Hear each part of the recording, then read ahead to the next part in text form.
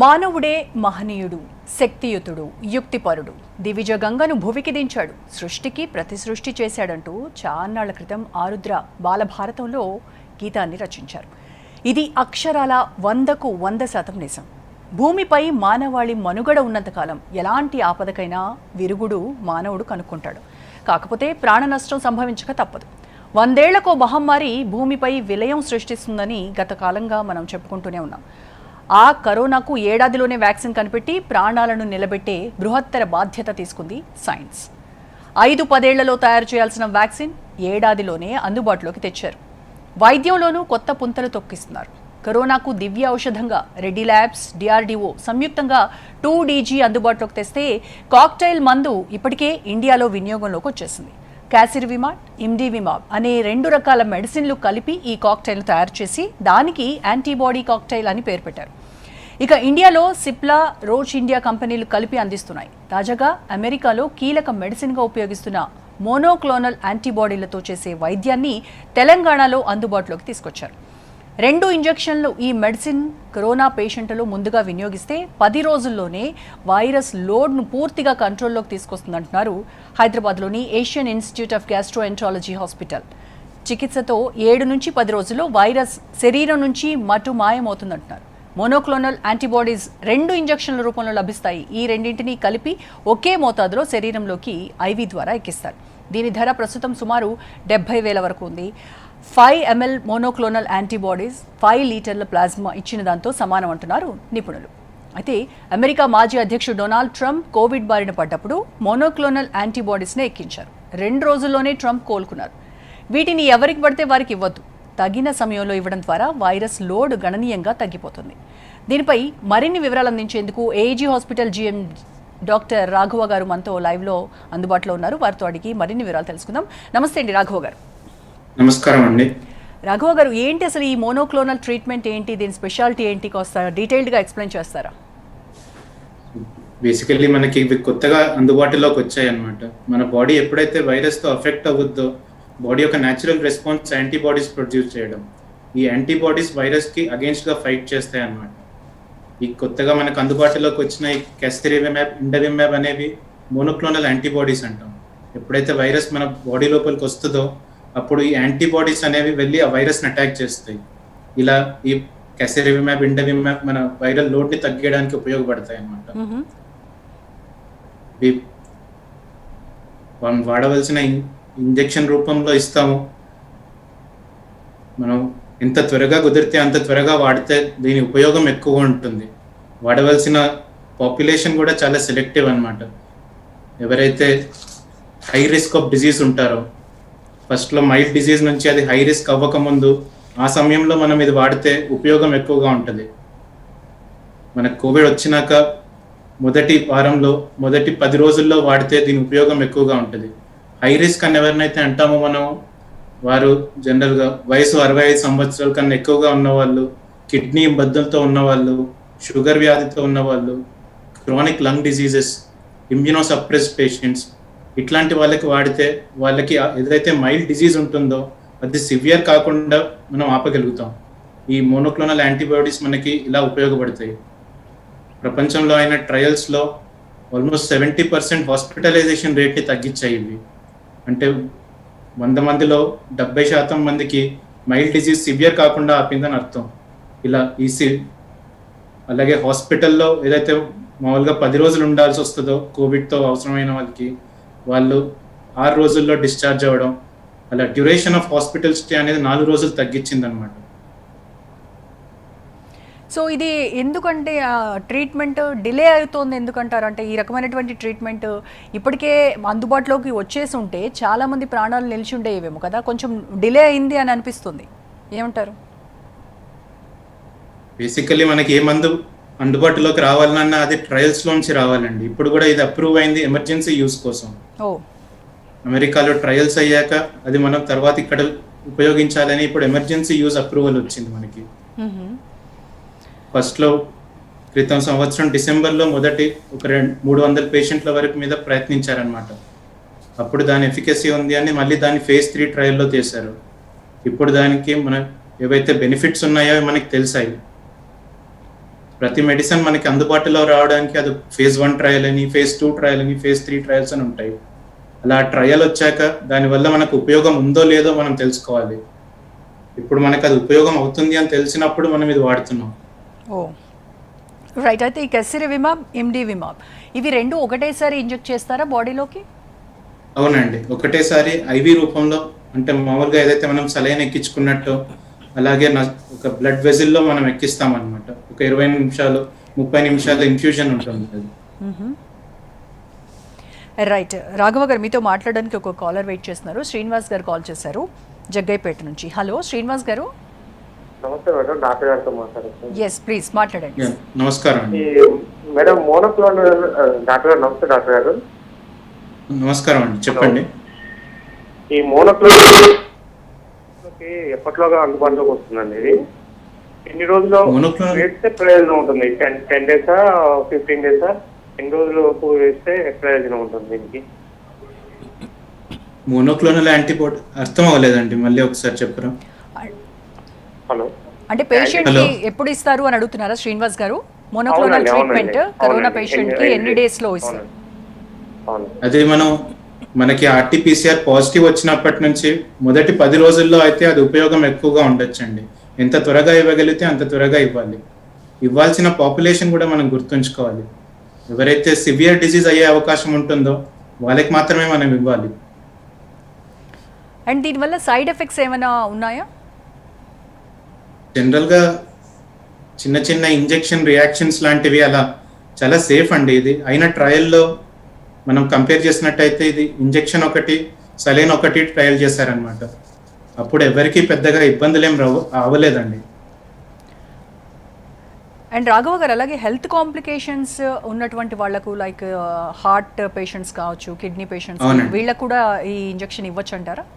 వాళ్ళకే వాడాలండి మనం. హార్ట్ ఇబ్బంది ఉన్న వాళ్ళకి, డయాబెటీస్ ఉన్న వాళ్ళకి, కిడ్నీ ఇబ్బంది ఉన్న వాళ్ళకి, లంగ్ డిజీజెస్ ఉన్న వాళ్ళకి, వీళ్ళందరూ మైల్డ్ డిజీజ్ సివియర్ అవ్వడానికి అవకాశం ఎక్కువ ఉంటుంది అనమాట. ఇలాంటి పాపులేషన్లో ఎవరికైతే షుగర్ అన్కంట్రోల్డ్ ఉంటుందో, కిడ్నీ ఇబ్బంది ఉంటుందో, హార్ట్ ఇబ్బంది ఉంటుందో, ఇలాంటి వాళ్ళల్లో వాడితే ఈ మైల్డ్ డిజీజ్ సివియర్ కాకుండా ఆపడానికి ప్రయత్నించవచ్చు మనం. అంటే ఈ కరోనా మోడరేట్ స్టేజ్లోకి వెళ్లకుండా ముందే ప్రివెంట్ చేస్తూ ఉన్నాము ఈ ఇంజెక్షన్స్ ఇవ్వడం వల్ల. అలాగే బ్లాక్ ఫంగస్ని కూడా కంట్రోల్ చేసేటువంటి ఛాన్సెస్ కూడా ఏమైనా ఉన్నాయంటారా దీనికి? లేదండి, అంటే మనం అర్థం చేసుకోవాల్సింది బ్లాక్ ఫంగస్ అనేది కాంప్లికేషన్ అండి. కోవిడ్ వచ్చి తగ్గాక ఎవరైతే స్టిరాయిడ్స్ మనకు అవసరం లేని దానికన్నా ఎక్కువ డోస్లో వాడడం, షుగర్ అన్కంట్రోల్డ్గా ఉంటుందో వాళ్ళలో వస్తుంది బ్లాక్ ఫంగస్. సో దానికి వేరువేరండి, ఏం సంబంధం లేదంటారు?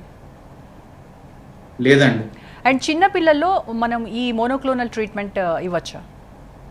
చిన్న పిల్లల్లో ప్రయత్నించలేదండి, ఇప్పటి వరకు మనకు అప్రూవల్ లేదు.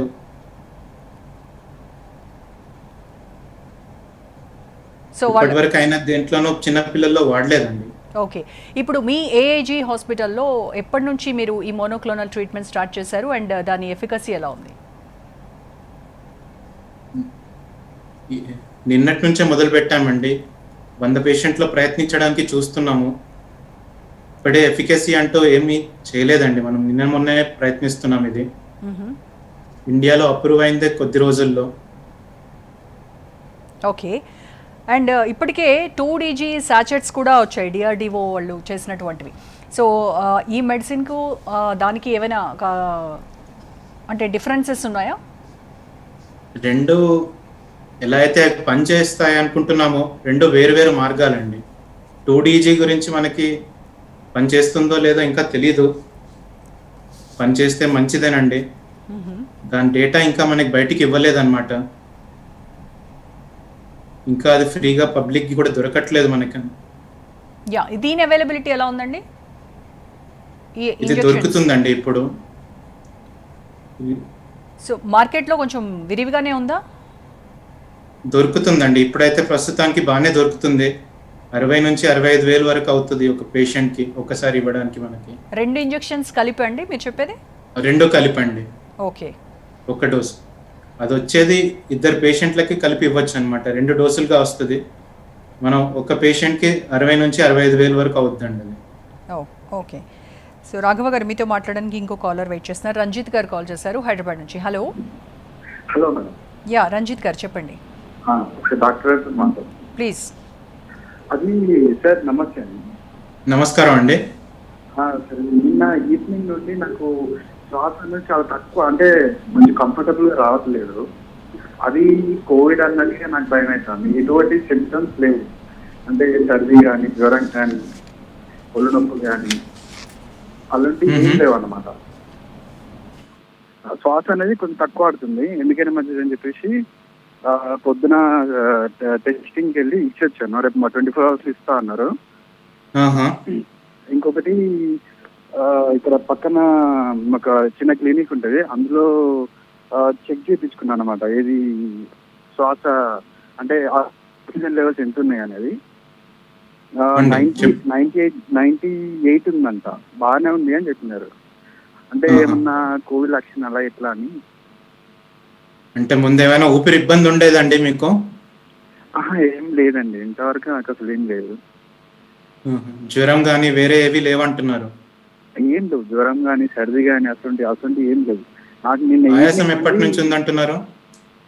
సార్ ఆయాసం ఎప్పటి నుండి అండి? ఆయాసం అసలు నాకు లేదు. నిన్న ఈవినింగ్ నుండి కొంచెం శ్వాస అనేది కంఫర్టబుల్ అంటే బాగా రావట్లేదు. అట్లా అది దీనికి ఏమైనా కోవిడ్ ఏమైనా లక్షణాలా ఎట్లా అని. కోవిడ్ లక్షణాలు ఆయాసం, దగ్గు, వీక్నెస్ ఇవన్నీ కోవిడ్ లక్షణాలే అండి. PCR టెస్ట్ ఇస్తే రిజల్ట్ కోసం మనం వేచి చూడాలి. మీరు నడుస్తున్నప్పుడు ఆయాసం అనిపిస్తుంది అంటే ఖచ్చితంగా మనం కోవిడ్ అయితే రూల్ అవుట్ చేయాలి. Right, okay. రాఘవ గారు, అయితే చాలామంది కరోనా పాజిటివ్ పేషెంట్స్లో కూడా శాచురేషన్ చెక్ చేస్తే 98, 97 అలా ఉంటూ కూడా బట్ వాళ్ళు కొంచెం బ్రీతింగ్ ప్రాబ్లంతో సఫర్ అవుతూ ఉన్నారు. సో అది ఎందువల్ల అంటారు? అంటే సాచురేషన్ డౌన్ అయ్యి బ్రీతింగ్ ప్రాబ్లం రావడం దట్ ఈస్ అది వేరే కదా, ఇది ఈ రకమైనటువంటి ప్రాబ్లం ఎందుకంటారు? సో సాచురేషన్ తగ్గిపోవడం అనేది అప్పటికే డిసీజ్ కొంచెం మోడరేట్ అయినట్టు అర్థం అండి. మనం ఆ సాచురేషన్ తగ్గక ముందే మనం డిసీజ్ని పట్టుకోవాలన్నమాట. మనం ఏదైతే 6 minute వాక్ టెస్ట్ అంటాం, మామూలుగా కూర్చొని ఆక్సిజన్ సాచురేషన్ చూసుకోవాలి. అలాగే ఒక 6 నిమిషాలు నడిచాక మళ్ళీ ఆక్సిజన్ సాచురేషన్ చూసుకోవాలి. ఈ నడిచాక ఒకవేళ ఆక్సిజన్ లెవెల్ తగ్గుతుంది అంటే అది ఫస్ట్ స్టేజ్ అనమాట. దీని తర్వాత నార్మల్గా ఉన్నప్పుడు కూడా ఆక్సిజన్ తగ్గడం మొదలవుతూ ఉంటుంది. ఇలా నడిచినప్పుడు ఒకవేళ ఆక్సిజన్ తగ్గుతూ ఉంటే అప్పుడే మనం ట్రీట్మెంట్ తీసుకుంటే చాలా మందికి నయం అవుతుందండి. ఆ సివియర్ కాకముందే మనం డిసీజ్ ట్రీట్ చేయవచ్చు అనమాట. ఓకే. ఈ కరోనా ట్రీట్మెంట్కి రోజు రోజుకి అప్గ్రేడ్ అవుతూ అప్డేట్ వర్షన్ మందులు వచ్చేస్తున్నాయి మార్కెట్లోకి. అంటే ఇప్పుడు పేషెంట్స్కి రెమిడెసివిర్ కానీ ప్లాస్మా థెరపీ కానీ ట్రీట్మెంట్లో అలాంటివి కూడా చేస్తున్నారండి? సో మీరు అంటుంది నిజమండి. డైలీ మనకు కొత్త కొత్త డ్రగ్స్ అన్నీ తెలుస్తున్నాయి. ఇందులో ఇప్పుడు రెమిడెసివిర్ వాడచ్చు మనం. అది కూడా మొదటి వారంలో త్వరగా వాడితే ఉపయోగం ఉంటుంది. ఉపయోగం జ్వరం త్వరగా తగ్గించడానికి ఇలాంటివి ఉంటాయండి. ప్లాస్మా ఇప్పుడైతే ఉపయోగం లేదని అందరూ నిర్ధారణకు వస్తున్నాము. ఫస్ట్లో అందరూ వాడేవాళ్ళము, ఇప్పుడు చాలా స్టడీస్ వచ్చాయి, చాలా డేటా ఉంది. ప్లాస్మా అంత ఉపయోగపడడం లేదండి.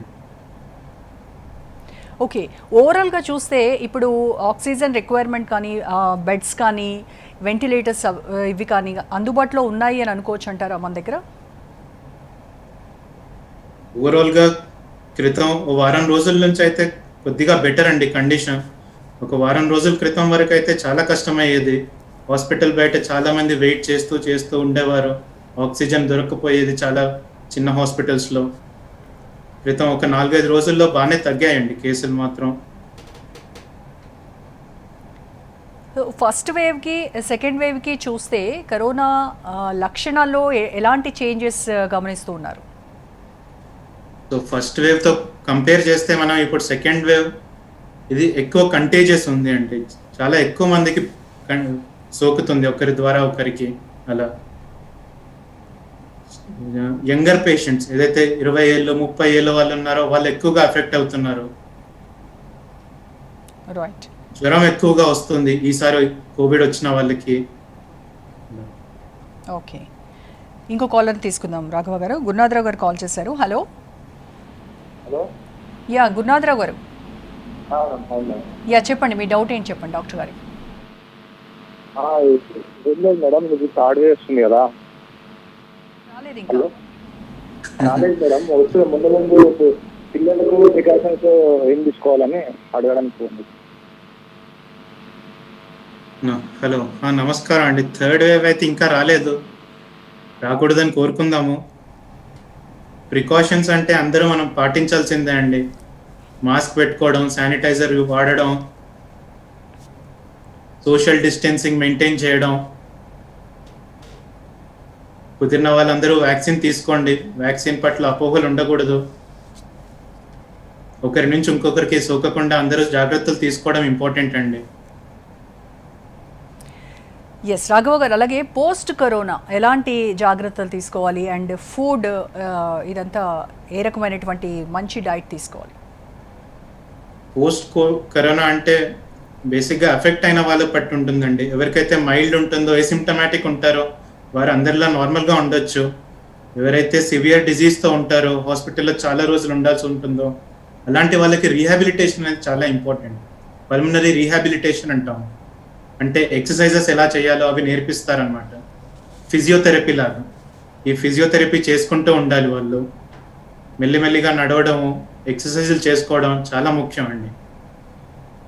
తర్వాత డయట్కి వస్తే న్యూట్రిషియస్ ఫుడ్ తినాలి, ప్రోటీన్ రిచ్ ఫుడ్ తినాలి. యా, అండ్ ఫస్ట్ వేవ్లో కరోనా ఎఫెక్ట్ అయిన వాళ్ళు కాస్త త్వరగానే కోలుకున్నట్టుగా కనిపించారు, బట్ సెకండ్ వేవ్లో మాత్రము అది చాలా మందికి చుక్కలు చూపిస్తోందని చెప్తూ ఉన్నారు. ఎందువల్ల అంటారు ఇలాగా? సెకండ్ వేవ్ వచ్చే వరకు ఇదే అండి, చాలా మంది ఎఫెక్ట్ అవుతున్న పాపులేషన్ యంగర్ పాపులేషన్. కొద్దిగా అశ్రద్ధ చేస్తున్నట్టు అనిపిస్తుంది. హాస్పిటల్ రావడానికి చాలా సమయం తీసుకుంటున్నారు. ఎవరైతే ఫస్ట్గా త్వరగా వస్తున్నారో, ఎవరికైతే ఆక్సిజన్ మరి 90 కన్నా ఎక్కువ ఉన్నప్పుడే హాస్పిటల్లో జాయిన్ అవుతున్నారో, ఇలాంటి వాళ్ళని ట్రీట్ చేయడంలో మనకు అంతగా ఇబ్బంది పడడం లేదు. ఎవరైతే లేట్గా వస్తారో, ఆక్సిజన్ లెవెల్ 80-85 అలా ఉంటుందో, ఇలాంటి వాళ్ళు ఆల్రెడీ వారం రోజులు అయిపోవడం, 10 రోజులు అయిపోవడం, దాని తర్వాత వస్తూ ఉన్నారు హాస్పిటల్కి. అప్పుడు మనం ఇబ్బంది అవుతుందండి. అండ్ వ్యాక్సిన్ తీసుకున్న వాళ్ళు, డబుల్ డోస్ అయిపోయిన వాళ్ళు ఎంతవరకు ఈ కరోనా బారి నుంచి మేము సేఫ్ అని ఒక నమ్మకం పెట్టుకోవచ్చు అంటారు? వ్యాక్సిన్ తర్వాత సుమారు మనకు అందుబాటులో ఉన్న 2 వ్యాక్సిన్లు, కోవిషీల్డ్ కానీ కోవాక్సిన్ కానీ, రెండిట్లో ఏదన్నా తీసుకోవాలి. రెండిట్లోనూ ఎఫికసీ మనం చూస్తే 70-80% వరకు ఉంది. అంటే 100 మందిలో 70 మంది, 80% మంది వరకు మళ్ళీ వచ్చే అవకాశం ఉండదు. వచ్చినా అది మైల్డ్ ఉంటుంది. కోవిడ్ తర్వాత, వ్యాక్సినేషన్ తర్వాత కోవిడ్ వస్తే జనరల్గా మైల్డ్గా ఉంటుంది అనమాట. కొద్దిగా జ్వరం అలా. వారందరూ ఆక్సిజన్ అవసరం పడడం ఇలా తక్కువ అండి. అంటే చాలామంది అనుకుంటున్నారు డబుల్ డోస్ అయిపోయింది మాకు, మేము ఇంకా అసలు మాస్క్ కూడా వేసుకొని అవసరం లేదు అనేటువంటి ఒక ఓవర్ కాన్ఫిడెన్స్ అని చెప్పాలి. అది తప్పండి. వ్యాక్సినేషన్ అయిపోయాక యాంటీబాడీస్ మనకి న్యాచురల్గా అదే ఇమ్యూనిటీ రావడానికి కనీసం 2 వారాలు పడుతుంది. వ్యాక్సినేషన్ అయిపోయినా అందరం మాస్క్ పెట్టుకోవాలి, హ్యాండ్ హైజీన్ మెయింటైన్ చేయాలి, సోషల్ డిస్టెన్సింగ్ కూడా మెయింటైన్ చేయాలి. రైట్, ఇంకో కాలర్ని తీసుకుందాం. శివాజీ గారు కాల్ చేశారు. హలో. గుడ్ ఈవినింగ్ మేడం, నమస్కారం. యా నమస్తే శివాజీ గారు, మాట్లాడండి, మీ డౌట్ ఏంటి చెప్పండి. Good evening doctor. మా మదర్ అస్తమా పేషెంట్ అండి. మనకి మెడిసిన్ వాడుతున్నారు, ఐ మీన్ మెట్రాల్, ఇదేంటి ఇన్హేలర్స్, బుడామేట్, డ్యూకార్డ్ వాడుతున్నారు. ఆయన కఫ్ తగ్గట్లేదు. సో ఈ మధ్యలో ఏంటంటే మనకి మెట్రాల్ వాడద్దని చెప్పినా కూడా, ఐ మీన్ అది వాడితేనే నాకు కొంచెం బాగుంటుంది, లేకుంటే ప్రాబ్లం అవుతుందని చెప్తున్నారు. అది డాక్టర్ వద్దని చెప్పారు, అది వాడితేనే రిలీఫ్ ఉంటుందని చెప్తున్నారు. సార్ మరి ఎఫెక్ట్ ఉంటుందా సార్ ఇప్పుడున్న position? Already asthma bronchitis patient. Medrol ఎంత వాడుతున్నారండి? 4 mg sir, 4 mg daily 2 mg, దాంట్లో హాఫ్ తీసుకుంటారు అన్నమాట. సో ఆస్తమాకు కూడా ట్రీట్మెంట్ వేరే ఉంటాయండి. మనం మెట్రాల్ ఇట్లా స్టెరాయిడ్ డిపెండెన్స్ అంటాం దీన్ని ఆస్తమాలో. ఇలా ఉన్న వారికి ఇప్పుడు వేరే మందులు వస్తున్నాయి, అవి వాడితే ఈ స్టెరాయిడ్ అవసరం ఉండకపోవచ్చు అండి వీరికి. అండ్ రాఘవ గారు, కరోనా పేషెంట్స్ వన్స్ నెగటివ్ అయిన తర్వాత కూడా వాళ్ళకి ప్రిస్క్రిప్షన్లో ఇంకా స్టిల్ స్టెరాయిడ్స్ కంటిన్యూ చేయాలి ఒక 10 days 15 days అని చెప్పేసి ఇచ్చేస్తూ ఉన్నారు వాళ్ళ డిశ్చార్జ్ సమ్మరీ షీట్లో చూస్తే. అది చాలా ప్రాబ్లం అవుతుంది కదా ఇన్ ఫ్యూచర్, ఇన్ని స్టెరాయిడ్స్ వాడద్దు అనేది కదా చెప్తున్నారు.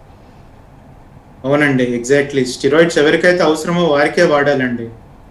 స్టిరాయిడ్స్ ఎవరికి అవసరం అని చూస్తే మనం ఎవరికైతే ఆక్సిజన్ లెవెల్ తక్కువ ఉంటుందో, ఎవరికైతే నడిచినప్పుడు ఆక్సిజన్ లెవెల్ తగ్గుద్దో ఇలాంటి వాళ్ళకి వాడాలండి మనం.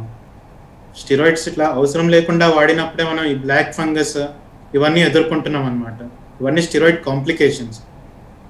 స్టిరాయిడ్ వాడవలసిన వాళ్ళు చాలా లిమిటెడ్ పాపులేషన్, ఎవరికైతే ఆక్సిజన్ అవసరం పడుతుందో ఇలాంటి వాళ్ళకి మనం వాడాలి.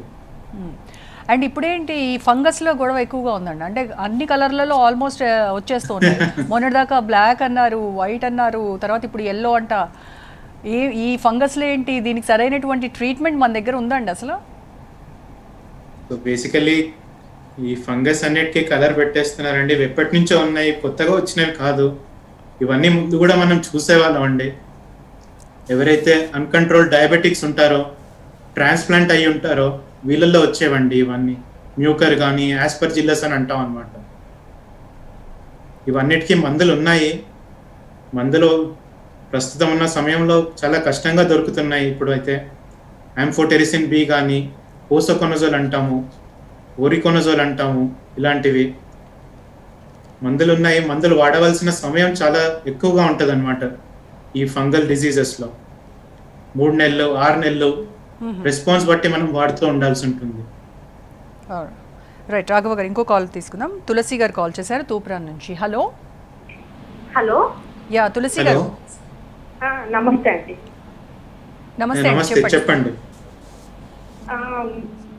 డాక్టర్ గారితో. యా వింటున్నారు డాక్టర్ గారు, చెప్పండి.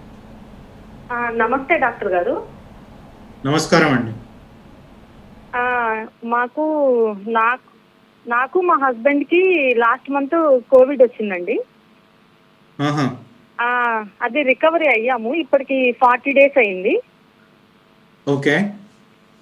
40 days అయింది. అయితే ఇప్పుడు మేము వ్యాక్సిన్ వేయించుకోవచ్చా అండి? మాకు అవైలబిలిటీ ఉంటే వేయించుకోవచ్చా?